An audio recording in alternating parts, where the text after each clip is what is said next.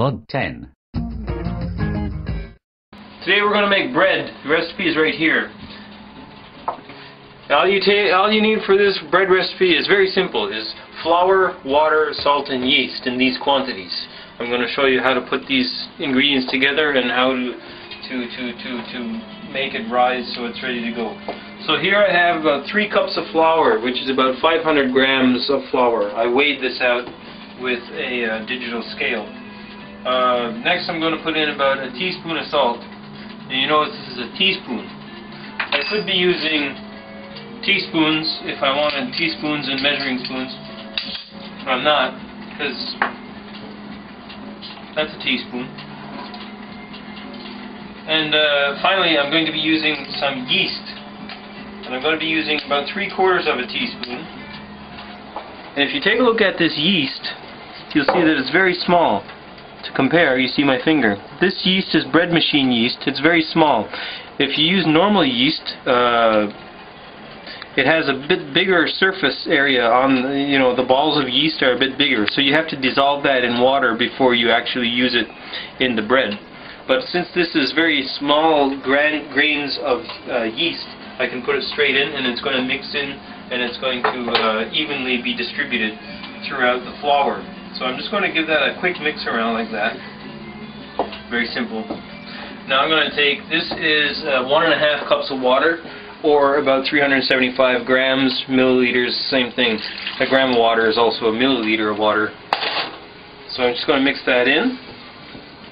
And this is really all it takes to make a loaf of bread. Well, baking it and so on, letting it rise, but in terms of ingredients, that's about it. So I'm just going to mix it up like this until it becomes relatively uniform.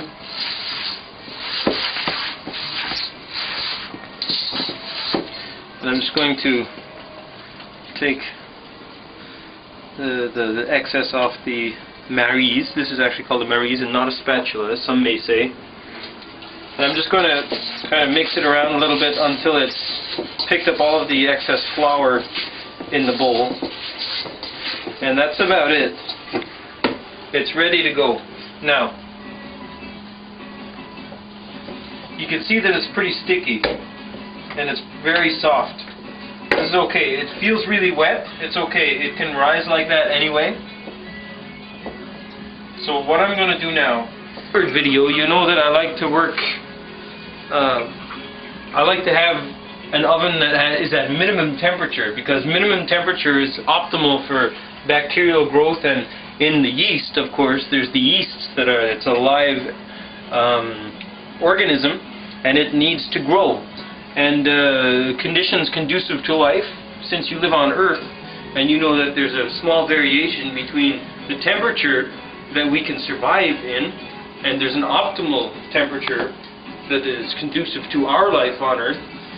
Same thing for these yeasts. And that temperature is between 30 and 40 degrees. Now, of course, so I have it on a very low temperature here, and I'm going to turn it off. And I also have these pots of water on. They're boiling. So what I'm going to do is I'm going to take this bread, this loaf of bread that I mixed, just cover it over, and I'm going to put this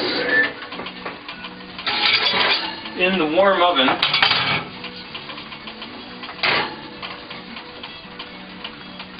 And then I'm going to put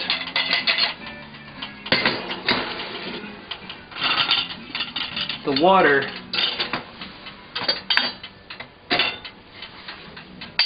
in the oven with it.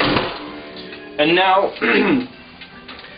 the bread is in the perfect environment for growing. It's moist in there because the steam from the hot water is circulating, and it's a bit warmer than room temperature.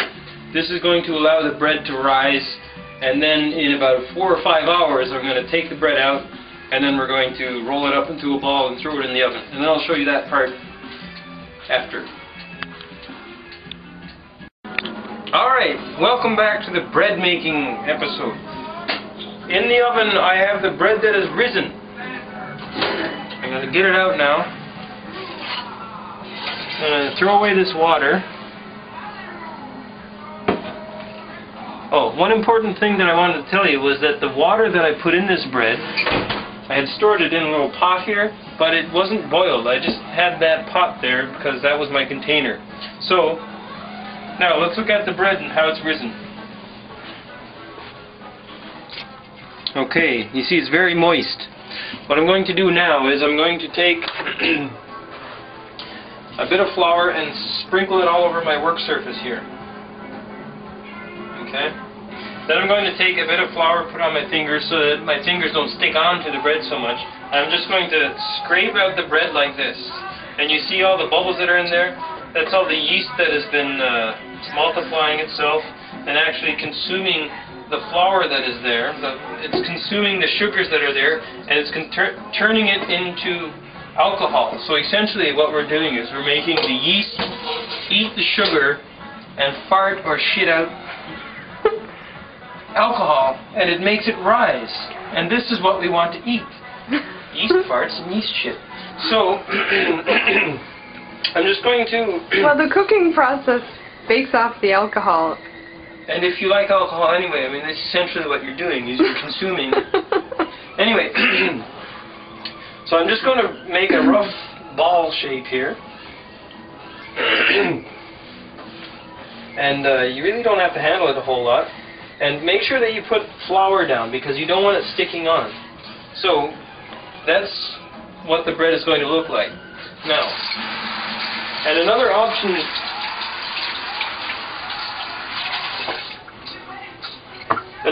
you may want to consider when making this bread, instead of rolling it in flour, you could roll it in sesame seeds, or you could roll it in poppy seeds, or you could roll it in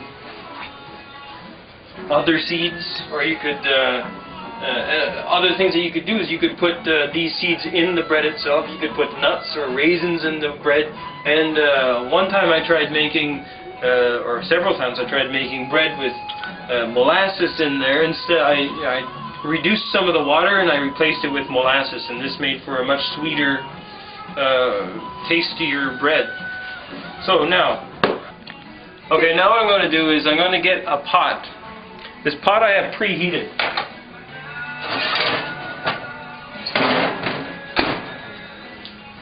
I had it in the oven at 450 degrees Fahrenheit, very hot oven. Okay, and this is a Le Creuset pot. It's the brand name is Le Creuset, but you could use even a pot like this is just a stainless steel pot, and the cover for this pot has a plastic handle, but it goes in the oven. You will want to check with your pot manufacturer before you start putting these things in the oven. If the plastic doesn't go in the oven, don't put it in the oven. It'll melt it off. Okay, so this is the bread. I'm going to take this and put it right in the hot pot. Be careful when you're doing this. You don't want to burn your hand. Okay. And the reason I have the pot preheated is because it's really hot already, and it's going to kind of make a crust on the bread right away when it goes into the pot. So what I'm going to do is I'm going to bake it in a really hot oven at 450 degrees for 30 minutes with the cover on. So I'll put the timer on.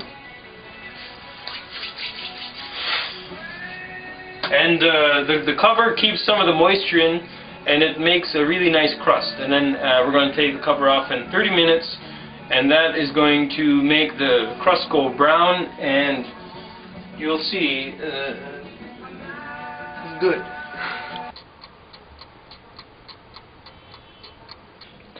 Alright, now that the bread has cooked for 30 minutes with the cover on, I'm going to take the cover off. And here we have the bread that's almost finished, actually. I'm going to put it in the oven again for 20 more minutes. I'm going to keep an eye on it to make sure it doesn't go too brown. And if you could smell this bread, friend, what a smell the bread would tell. Alright, I think the bread's right about ready. Oh yes. So now, I took it out after about 15 minutes in the oven. I kept an eye on it because I was afraid that it was going to get a bit too brown. And I think this is at about the optimum brownness that I prefer in my bread. So you see a nice crust on the bottom, a nice crust on the top. The flour has gone a little bit brown. And I usually like to wait a little bit, but since you're watching,